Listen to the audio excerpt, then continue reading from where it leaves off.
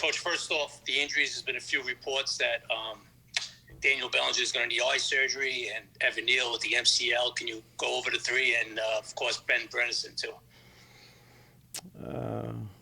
Yeah, so Belly's got an eye, and Bredesen and Neal have knees. Will Bellinger need surgery on the eye, Coach? Yeah, I think so. Yep. Okay. Yesterday you said about Daniel Jones, you said about he's cool as a cucumber. But it seems like you have a coordinator up in the booth that's the same way.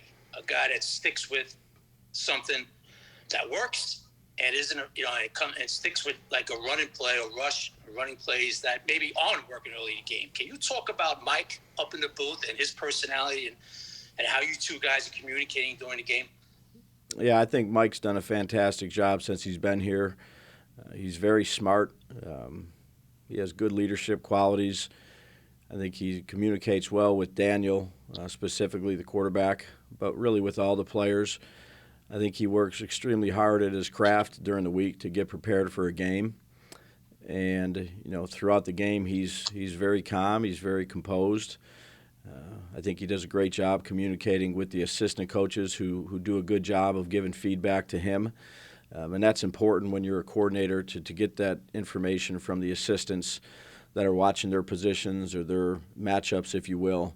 And they do a good job collaborating, and I think Mike, stays the course.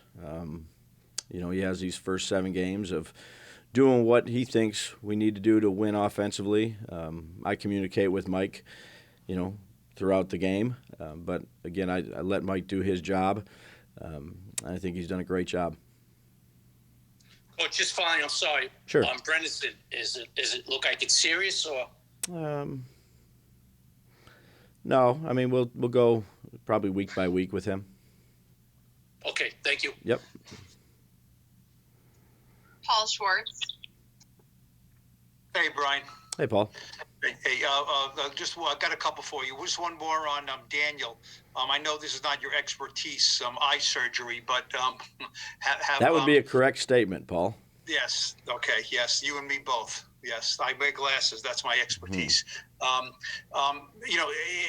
You saw how bad he looked. I mean, can they tell about his vision yet? And is the surgery to repair the fracture? And, since it's so swollen, is there concern about his vision, or they're pretty okay with that at this point? No, I think they're. I couldn't tell you 100%. I think they'll do the surgery. I'm optimistic, but in terms of getting into details with it, I couldn't answer those. Okay. And I just have something about Landon Collins, who got a bunch of snaps yesterday, made a tackle on his first play. First of all, how did you think he played in his first game for you? I think he did a good job. He's a pro. Obviously, he's played a lot of football. We got him acclimated to how we do things here. He picked up our defense well, and I thought he did a good job. And did you have any, reservations? He's a new player for you. He's not a new player for the Giants. About bringing him back to where he was a sort of a star, I guess. And did you talk to people in the building maybe about how that might fit in, the guys who've been here before? No, we just looked at him when he worked out. I mean, you always talk to people that know the player that you're bringing in, but thought he'd be a good addition, and he's been. Thank you. Yep. And Duggan. Hey, Brian. Curious, how much of an asset is it for you as a play caller when you have a quarterback who can be a threat with his legs like Daniel is? Well, I think, based on who your quarterback is, that's really when you sit down and start talking about the offense and how you want to build it. He's the primary player that you talk about. And then it goes on, everybody's important. But when you have a quarterback that can, the dual threat quarterbacks, as they say nowadays, add another element to your offense because it's 11-on-11 football when those guys can carry the football or zone read it or do some different things.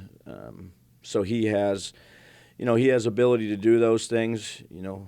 How many times we use him each game, I think that varies based on how we're getting played. But yesterday was a big-time asset for us. And then I want to ask about Nick Gates, man. I know that the deadline's coming up on him. What's the plan with him? Yeah, we'll see. We'll talk about it here in the next couple days. Nick's done a good job since he's been out here working out, so we'll revisit that here tonight. Thanks. Yep. Tom Rock. Brian, what did you make of the way the two backup offensive linemen played once you got to see them on film? And is that the way you'll go moving forward, you think? Yeah, I think they both did a good job. They were prepared, and that's a credit to them first and foremost. But then Bobby and Tony spent a lot of extra time with some of those younger guys or guys that are working on the practice squad. They were both ready to go and prepared and did a good job. We'll work with them this week, and we'll see how it goes this week. But I was pleased with how they responded to having to go in there and play. One quick one on Bellinger. Do you expect him back this year?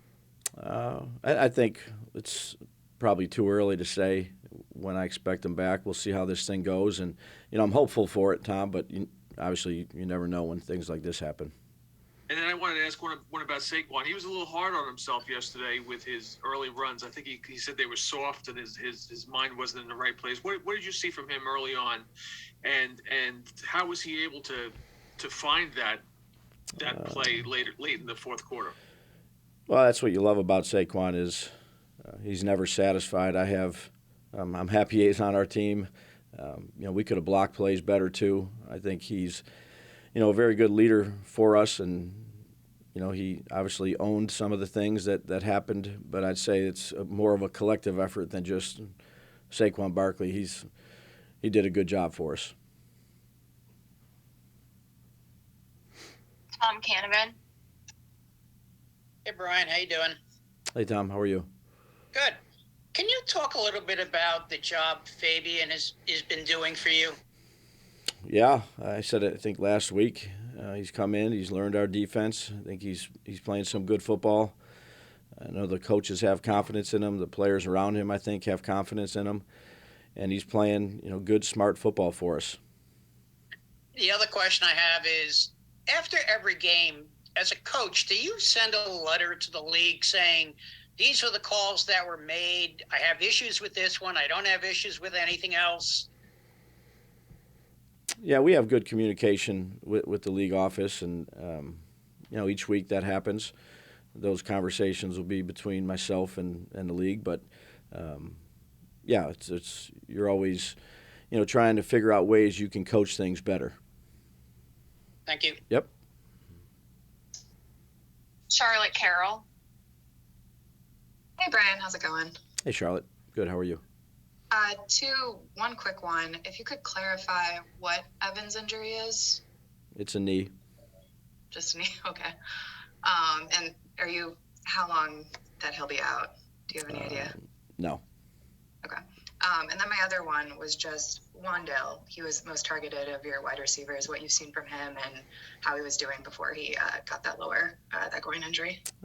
I think he was doing good. I think there's a lot of things to work on. He hasn't played, a lot of football games.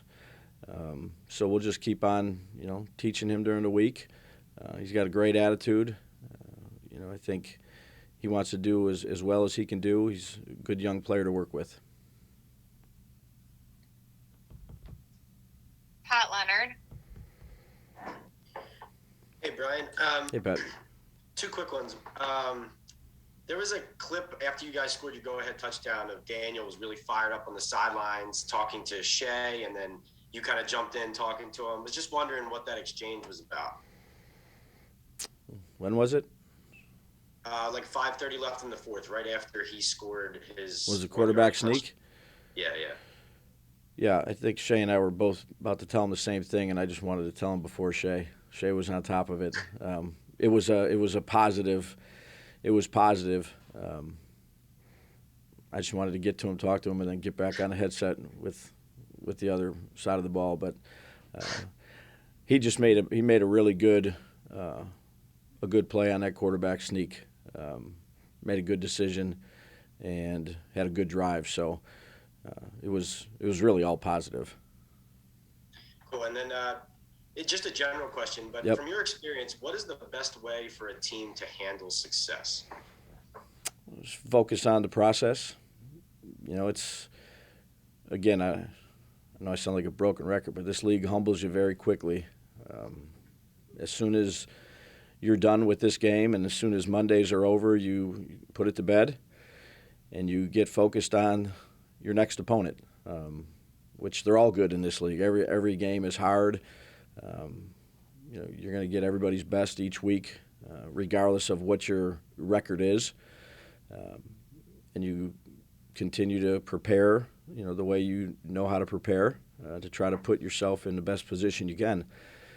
And that's really all it is. I think focusing on things that happened in the past don't do you any good. You got to learn from them.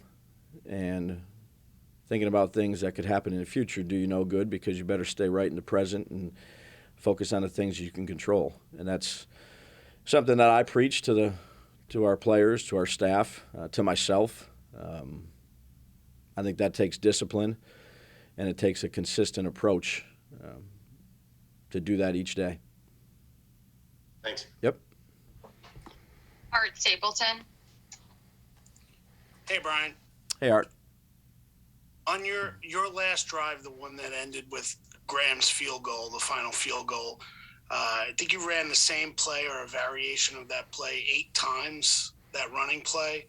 I know from a play caller perspective, I don't know how rare that is in this league, but when you guys saw that was working, I mean, what are you thinking? I know you're on the headset, you and Mike are talking and everybody else, but was that the plan going into that drive, or is it just, you know what, let's just call it again?